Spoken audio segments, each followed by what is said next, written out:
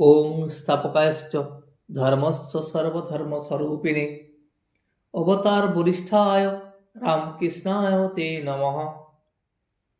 ঠাকুর ও মায়ের চরণে শতকোটি প্রণাম জানিয়ে আজকের পাঠ শুরু করব।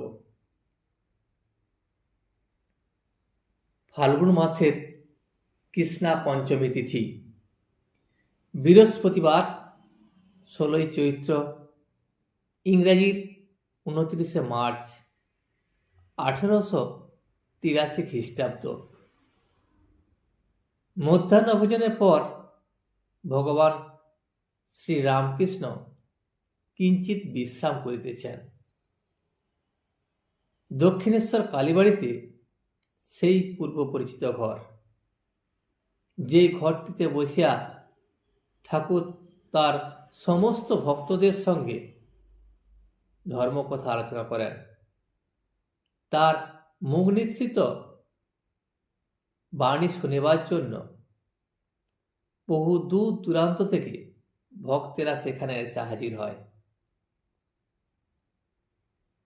সন্মুখে পশ্চিম দিকে গঙ্গা, চৈত্র মাসের গঙ্গা। বেলা 2টার সময় জোয়ার আসিতে আরম্ভ হইয়াছে। ভক্তেরা কেহ কেহ আসিয়াছেন। তন্মধ্যে ব্রাহ্মভক্ত শ্রীযুক্ত অমৃত ও মধুর কণ্ঠ শ্রীযুক্ত তৈলক্য, তাহারা আসিয়া পৌঁছিয়াছেন। যিনি কেশবের ব্রাহ্ম সমাজে ভগবত লীলা গুণগান করিয়া আবাল বৃদ্ধের কতবার মন হরণ করিয়াছেন। রাখালের অসুখ হইয়াছে। সেই রাখালের কথা ঠাকুর শ্রী রামকৃষ্ণদেব ভক্তদের বলিতেছেন। ঠাকুর বললেন, এই দেখো, রাখালের অসুখ, সোডা খেলে কি ভালো হয় গা? কি হবে বাপু?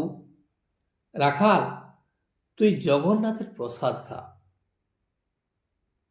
তিনি সোডা খেতে নিষেধ করলেন এবং সোডার পরিবর্তে তিনি জগন্নাথের প্রসাদ খেতে বললেন রাখালকে।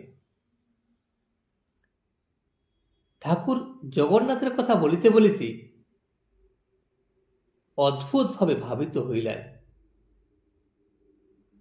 তিনি যেন দেখিতে লাগিলেন সাক্ষাৎ নারায়ণ সম্মুখে রাখাল রূপে বালকের দেহ ধারণ করে এসেছেন। তিনি রাখালের মধ্যেই নারায়ণকে দেখতে পাচ্ছেন।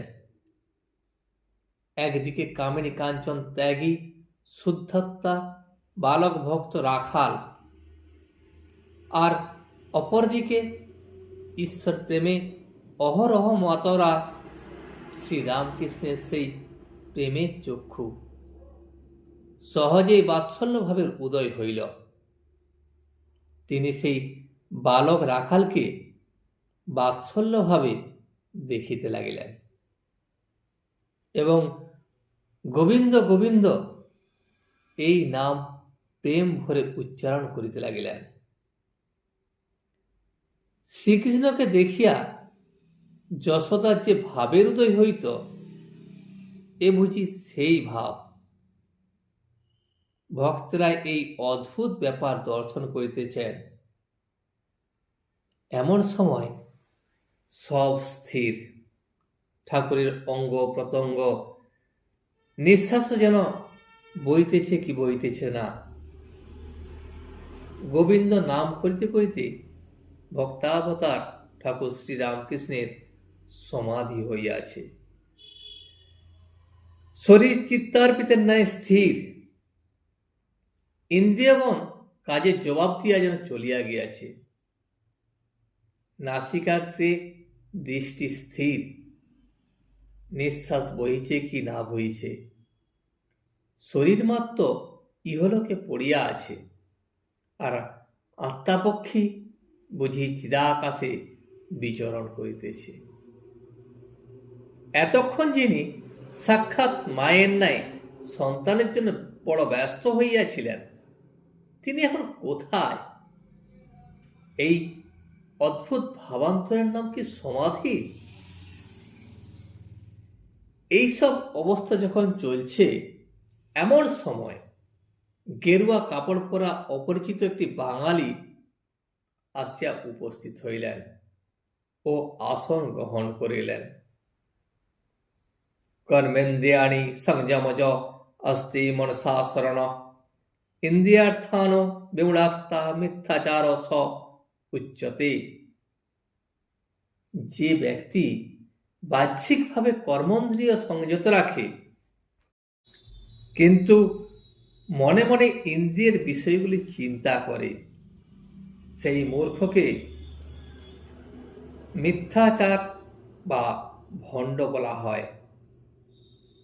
এই ব্যক্তি বাহ্যিক আচরণ এবং আভ্যন্তরীণ চিন্তার মধ্যে বিস্তর ফারাক, সমস্ত কিছু তার অসঙ্গতিপূর্ণ। গীতার বাণী। পরমহংসদেবের সমাধি ক্রমে ভঙ্গ হইতে লাগিল। ভাবস্থ হইয়া কথা কইতেছেন, আপনা আপনি বলিতেছেন, আবার গেরুয়া কেন? একটা কি পড়লেই হলো? একজন বলেছিল, চণ্ডী ছেড়ে হলুম ঢাকি। আগে সে চণ্ডীর গান গাইত, আর এখন ঢাক বাজায়। ঠাকুর বলিলেন, বৈরাগ্য ৩-৪ প্রকারের হয়। কেউ সংসারের জ্বালায় জ্বলে গেরুয়া বসন করেছে, সে বৈরাগ্য বেশি দিন থাকে না। হয়তো কর্ম নাই, গেরুয়া পরে কাশি চলে গেল। ৩ মাস পরে ঘরে পত্র এলো, আমার একটি কর্ম হইয়াছে, কিছুদিন পরে বাড়ি যাইব, তোমরা ভাবিত হইও না। আবার সব আছে, কোনো অভাব নাই, কিন্তু কিছু ভালো লাগে না। ভগবানের জন্য একলা একলা কাঁদে। সেই বৈরাগ্য হলো যথার্থ বৈরাগ্য। মিথ্যা কিছুই ভালো নয়, মিথ্যা ভেক ভালো নয়। ভেকের মতো যদি মনটা না হয়, ক্রমে সর্বনাশ হয়। মিথ্যা বলতে বা করতে ক্রমে ভয় ভেঙে যায়। তার চেয়ে সাদা কাপড় ভালো। মন সাদা থাকলে সব হয়। মনে আসক্তি, মাঝে মাঝে পতনও হচ্ছে। আর বাইরে গেরুয়া বড় ভয়ঙ্কর জিনিস। এমনকি যারা সৎ, অভিনয়ও তাদের মিথ্যা কথা বা কাজ ভালো নয়। একবার কেশব সেনের ওখানে নববৃন্দাবন নাটক দেখতে গেছিলাম। কি একটা আনলে ক্রস, আবার জল ছড়াতে লাগলো, বলে শান্তি জল। একজন দেখি মাতাল সেজে সেখানে মাতলামি করছে। অভিনয় হচ্ছে, অভিনয়ে সে মাতাল সেজেছে এবং তার অভিনয়টাই হচ্ছে মাতলামি করা।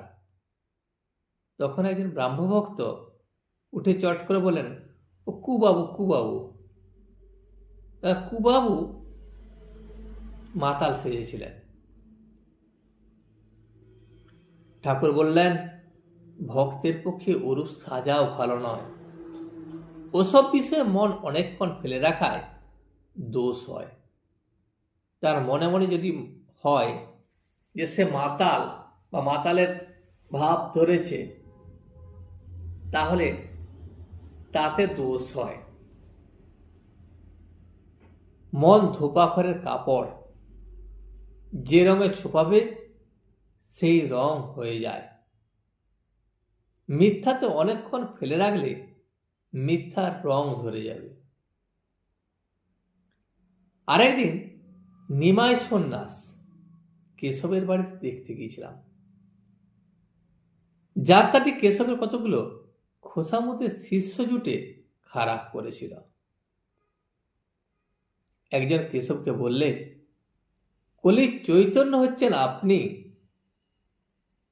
কেশব তখন আমার দিকে চেয়ে হাসতে হাসতে বললে, তাহলে ইনি কে?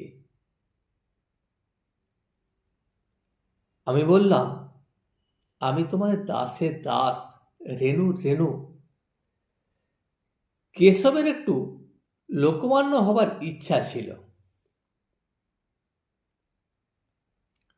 অমৃত ও তৈলক্যকে ঠাকুর বলিলেন, নরেন্দ্র, রাখাল টাখাল এইসব ছোকরা এরা নিত্য সিদ্ধ, এরা জন্মে জন্মে ঈশ্বরের ভক্ত, বহু জন্ম এরা সাধনা করেছে, সেই জন্য ঈশ্বরের কাছাকাছি এরা থাকে। অনেকের সাধ্য সাধনা করে একটু ভক্তি হয়, কিন্তু এদের ভক্তি, এদের ভালোবাসা আজন্ম। এরা ঈশ্বরের প্রতি ভালোবাসা জন্ম থেকেই, যেন পাতাল ফোড়া শিব, বসানো শিব নয়। নিত্যসিদ্ধ একটি থাক আলাদা। সব পাখির ঠোঁট বাঁকা নয়, এরা কখনো সংসারে আসক্ত হয় না। যেমন ভক্ত প্রহ্লাদ, সাধারণ লোক সাধন করে, ঈশ্বর ভক্তিও করে, আবার সংসারেও আসক্ত হয়, কামিনী কাঞ্চনে মুক্ত হয়। মাছি যেমন ফুলে বসে, সন্দেশে বসে, আবার বিষ্ঠাতেও বসে। নিত্যসিদ্ধ যেমন মৌমাছি, কেবল ফুলের উপর বসে মধু পান করে। নিত্যসিদ্ধ হরিরস পান করে, বিষয় রসের দিকে যায় না। সাধ্য সাধনা করে যে ভক্তি, এদের সে ভক্তি নয়। এত জপ, এত ধ্যান করতে হবে, এইরূপ পূজা করতে হবে, এসব বিধিবাদীয় ভক্তি। যেমন ধান হলে মাঠ পার হতে গেলে আল দিয়ে ঘুরে ঘুরে যেতে হবে। আবার যেমন সন্মুখের গায়ে যাবে, কিন্তু বাঁকা নদী দিয়ে ঘুরে ঘুরে যেতে হয়। রাগ ভক্তি, প্রেমা ভক্তি, ঈশ্বরে যেমন আত্মীয়ের ন্যায় ভালোবাসা। এলে আর কোনো বিধি নিয়ম থাকে না।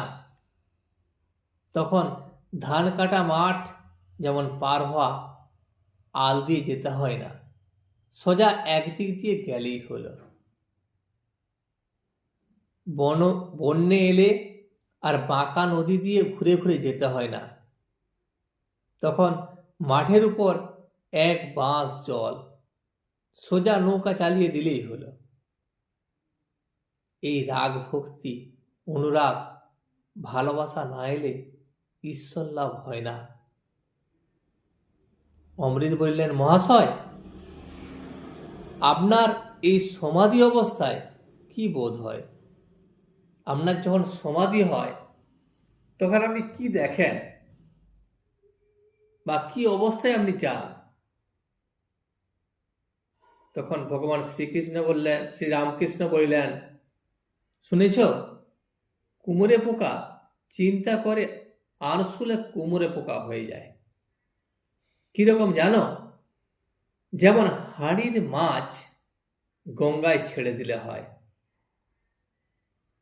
অমৃত তখন বলিলেন, একটু কি অহং থাকে না? ঠাকুর আবার বলিলেন, হ্যাঁ, আমার প্রায় একটু অহং থাকে। সোনার একটু কণা সোনার চাপে যত ঘোষণা কেন, তবু একটু কণা থেকে যায়। আর যেমন বড় আগুন আর তার একটু ফুলকি, বাহ্যজ্ঞান চলে যায়, কিন্তু প্রায় তিনি একটু অহং রেখে দেন বিলাসের জন্য। আমি তুমি থাকলে তবে আস্বাদন হয়। কখনো কখনো সে আমিটুকু তিনি পুছে ফেলেন। এর নাম জড় সমাধি, নির্বিকল্প সমাধি। তখন যে কি অবস্থা হয় তা মুখে বলা যায় না। জানো, একবার নুনের পুতুল সমুদ্র মাপতে গিয়েছিল। সে তো নুন, যখনই একটু জলে নেমে গেল তখনই সে গলে গেল। তাহলে সে আর মাপবে কিভাবে বা ফিরে আসবে কিভাবে? ঠিক সেই রকম যখন সমাধি হয় তখন তার মধ্যেই মিশে যায়, ঈশ্বরের সঙ্গেই মিশে যায়, সে আর ফিরে আসতে পারে না। তদাকার কারিত, তখন কে আর উপরে এসে সংবাদ দেবে সমুদ্র কত গভীর? যখন সে ঈশ্বরের সঙ্গে মিশে যাচ্ছে তখন আর সে ফিরে আসবে কিভাবে বা বলবে কিভাবে যে ঈশ্বর কেমন? আজ এই পর্যন্তই। ভিডিওটি শেষ পর্যন্ত দেখার জন্য আপনাকে অসংখ্য ধন্যবাদ। ভিডিওটি যদি আপনার ভালো লেগে থাকে তাহলে একটা লাইক, কমেন্ট এবং বন্ধুর সাথে শেয়ার করে দেবেন। সাবস্ক্রাইব করে পাশে থাকা বেল আইকনটি বাজিয়ে দেবেন যাতে আপনাদের নতুন ভিডিওগুলি সর্বপ্রথম আপনার কাছে পৌঁছে যায়। জয় শ্রী রামকৃষ্ণ, জয় শ্রী রামকৃষ্ণ, জয় শ্রী রামকৃষ্ণ।